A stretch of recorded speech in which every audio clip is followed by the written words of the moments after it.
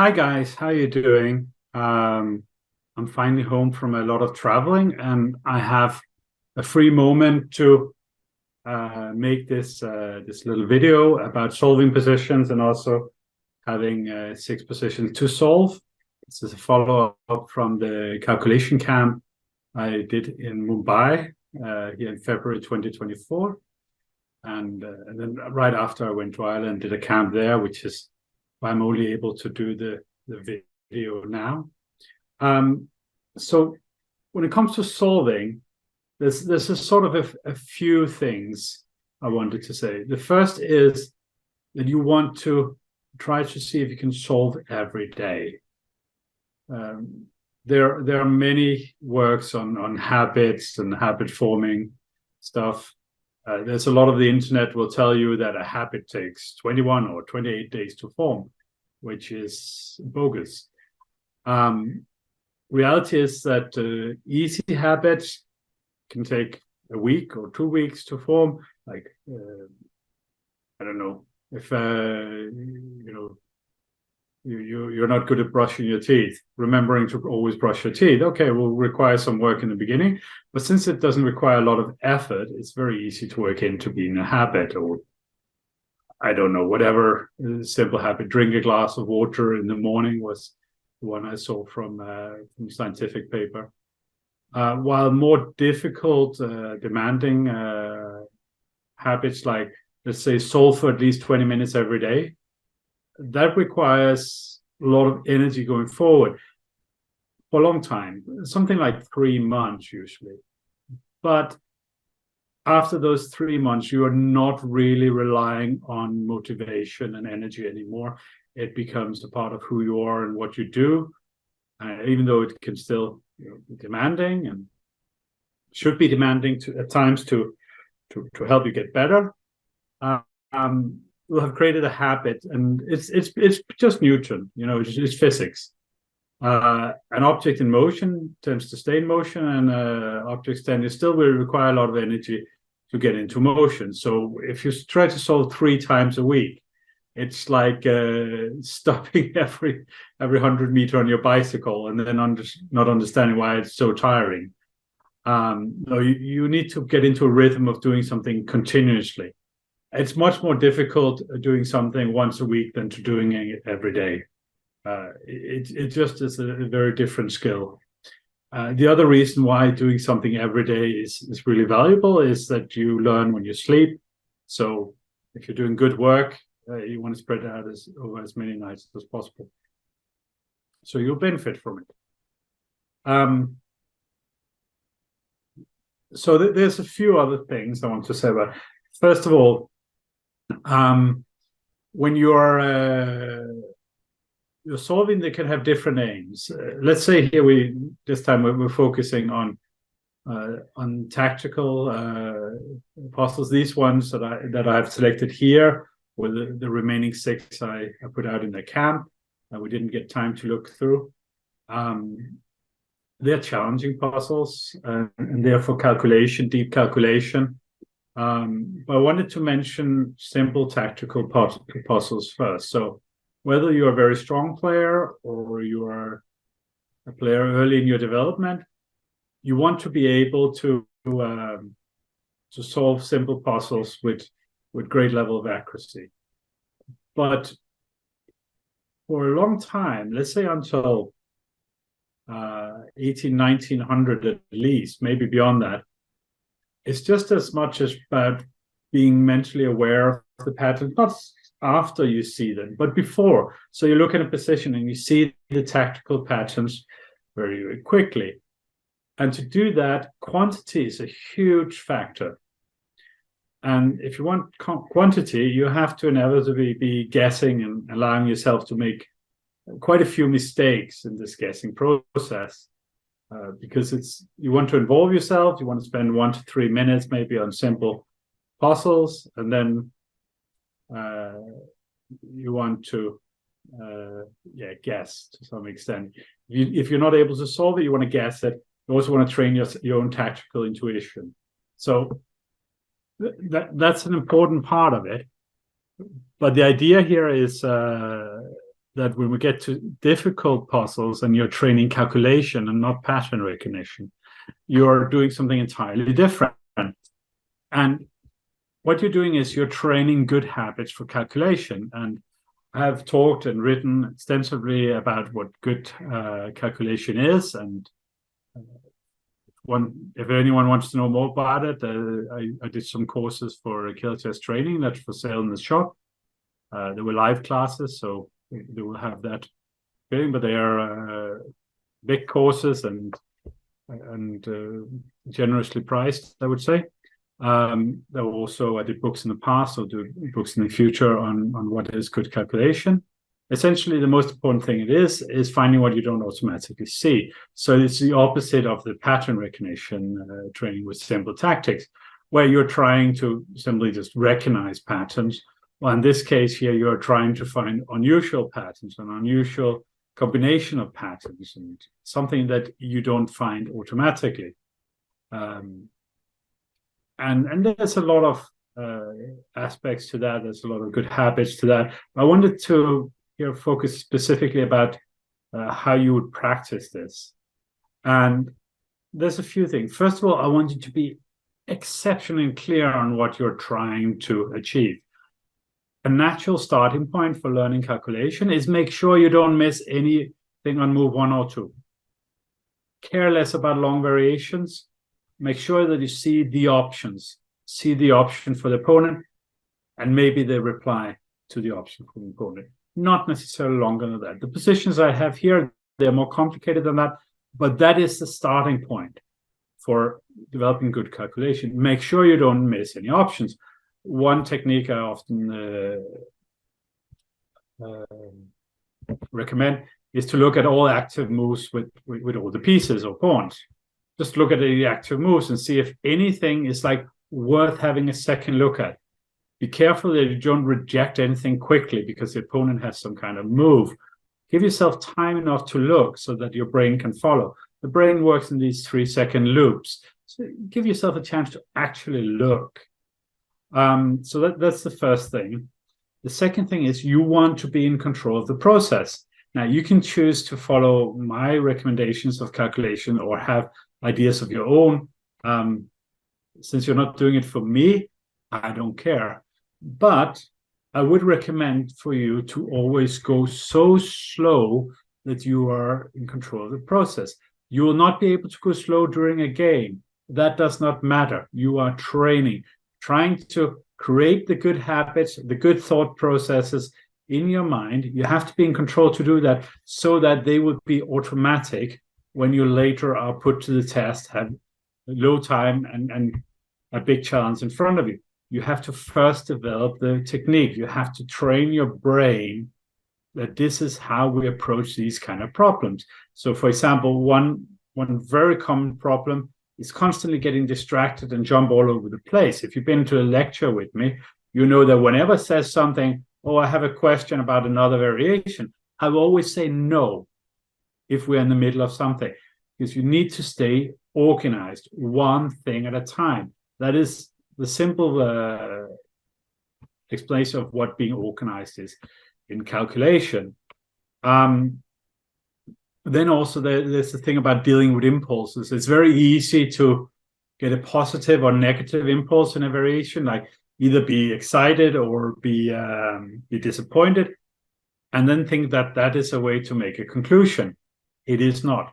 You want to make sure that you are going slow enough that you're actually looking at the position, you're not missing something at the end. You cannot successfully end a variation with a feeling. Okay, I don't want to make this more complicated than that. If you take notes of that or watch it a few times, that will already help you much more than most of the sources I've seen elsewhere. Let's do the positions, and then I'll do the solution. So I'll give you a warning when the solution is going to come, and then I'm just going to show it quite quickly. The first game is Artemiev against Nakamura from Gibraltar 2019. So you should stop the video if you want to solve it first.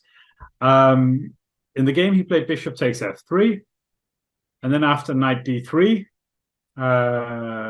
queen d3, rook e6, queen f5, queen e8, black holds. But after bishop takes f3, black played knight c6, and here knight c5 on the spot. White's going to be a piece up. So that was not Nakamura's greatest hour. The strongest move is queen takes f3. Black has to take an e6, otherwise nothing makes sense. White's even threatening rook takes d4. Then there's check here.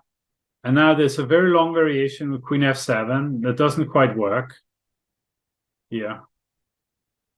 A lot of computer moves here. And this endgame, I sort of clicked all the way. And how accurate that variation is, I'm not sure, but it should probably be pretty okay. Stockfish says it's fine. But in this position, the important point is to slow down and notice the options that you might not see automatically. Here, it's very logical to think of a check, but rook f1 is the winning move. Here, this is threatening very strongly a rook f7 check, which would be made in a few moves. And after bishop g7, there's queen f5 check, bishop g6, bishop e4, and even me as a human saw far away, as long as I got to rook f1, that here we have a very nice check in f7, and the position is winning. The next position here is quite challenging. It's between Rachmanov and Bocharov, played in Yaroslav in Russia in 2019 also. I think it was the Russian Championship. So again, you should stop the video, but now I'm going to give first the game and then the solution.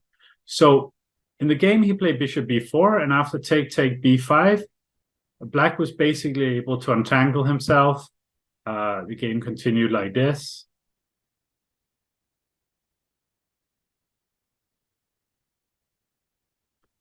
And this perpetual. But much stronger was to play rook takes b7. So the challenging thing here is not to see that the pawn is hanging, or see that we should take with the rook, not with the queen. I think after various moves like queen a4 and so on, there's a lot of counterplay for Black, and that's not so difficult to see. But the challenge comes in this variation here, bishop e4, that we take on e7 and play bishop b4. If we go into an endgame here, then white should win this endgame. King d2, king c3, b4, and he will have a pass pawn on the queen side. And if there's check here, then there's a bit to calculate here that we take here. So this is slightly long variation. Most people would get confused somewhere in this variation, but an important part of solving is also good decision making. And they say good decision making comes from experience. What does experience come from? Bad decision making. And that's why you want to solve a lot, so that you can make your bad decisions in the training room and get experience from it. Next game is also from 2019. This was played in Vacancy, the game between Duda and Richard Rapport. And it's white to play. And you should stop the video now. Okay, welcome back. I only now realize that my board is only a little bit inside the screen. Hopefully this looks better for you. I'm very sorry, I'm not going to re-record this free video. So first of all, here are the options. So white can, of course, go into this endgame, rook endgame, and most likely draw it, but it will be a tough ride. But that's not the thing we want to calculate. The one thing we want to calculate is whether we can play queen d8. And in this case here, this was the trap, because after check here and queen f1 and king c3, here Black can actually hold with queen e1, queen c3. It just holds. But in the game, he played f4 check. If you take with the pawn, then I have queen e1 check and bishop e6 check, and mate will follow quite swiftly. So white took with the king, then came check here, and check, and here, and looks like he's out of checks, and he almost is. He has this rook c8 move. This is the key move of the exercise. The game continued like this, and white resigned. So the solution is on the first move to play queen b2, After this, we have just a draw. Here, black can take this pawn, but white takes this pawn, and it's simply a draw. So this was a bit more challenging calculation exercise. I hope you enjoyed it. Okay, here we have an endgame. And again, stop the video, please. Great. So the point here is that you want to be able to think a little bit ahead. And one of the big obstacles to calculation is people who focus on only one move, only one direction, and then they're trying to make it work. It's like the square peg, trying to force the square peg into a round hole in the little kiddie game. I don't know how well known that is in India, but you can see some. There's a funny Levi's ad. I'll see if I can make a link to it below. So in the game here between David Anton and Jacob Aagaard from the European Championship 2019, white played Queen C7, which looks very natural. And after King E8, takes, and Queen D8, there just isn't any win. So white played check, here. Black took on D6. He later lost the game, much later. It was a wild game. But here in this position, Queen A8 simply draws on the spot. So the correct way to continue is Queen C6, which is a bit of a surprising move. It's a prophylaxis move, it's keeping control. I have two lines I want to show you, but I don't want to give you the misunderstanding here that you think long lines would be the answer to the calculation. The correct thing is to see that there was this Queen D8 defense, the Queen C7 does not work, and therefore keep control here. Black cannot move the Queen because then very quickly the D pawn becomes a candidate. And after King F7 and King F8 just waiting, we can see the white can play like this. This is, of course, a little bit of silly variation, but just if black doesn't do anything. If black does do something, the position is not so comfortable. We see here, for example, in this line, that white has achieved a much stronger pass pawn here. Rook endings A pawns are not good pass pawns usually, but in this queen ending, it really is.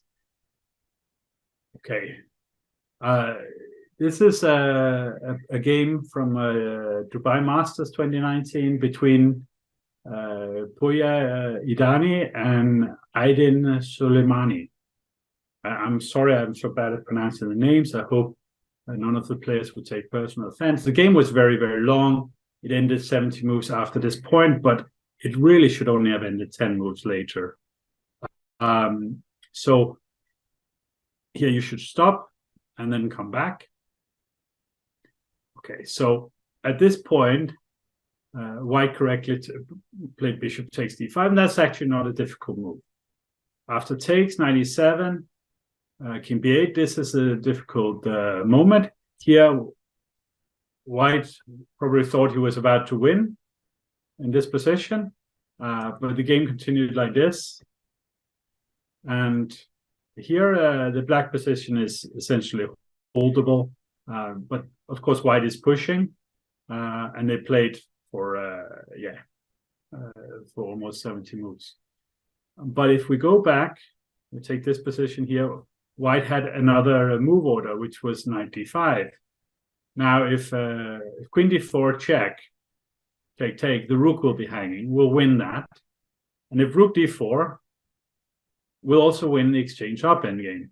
So for that reason, with a better move order, the queen has to come here, and we give a check, we give another check, and another check. Here, knight b6, rook d4, rook takes d4, queen takes b6. So queen g3, queen e3, and we finally place the queen in a good square, and we can play here. Now, the difference is that if you have rook d4 now, I have this little tactic. The queen is defended.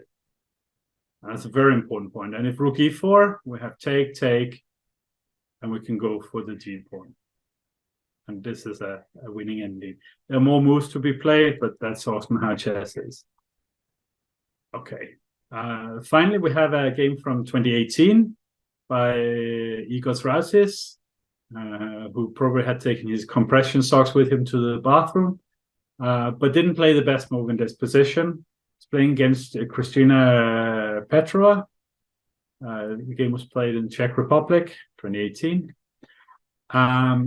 So please stop and come back. Okay, so in the game he played g3.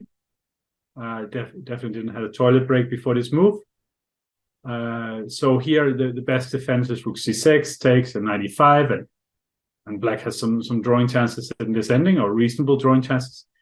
Instead, after this, the white won a piece and won the game. And, okay, we can maybe avoid the rest here. So the strongest continuation here is a very nice move. It's king h3, threatening rook g3. It comes anyway.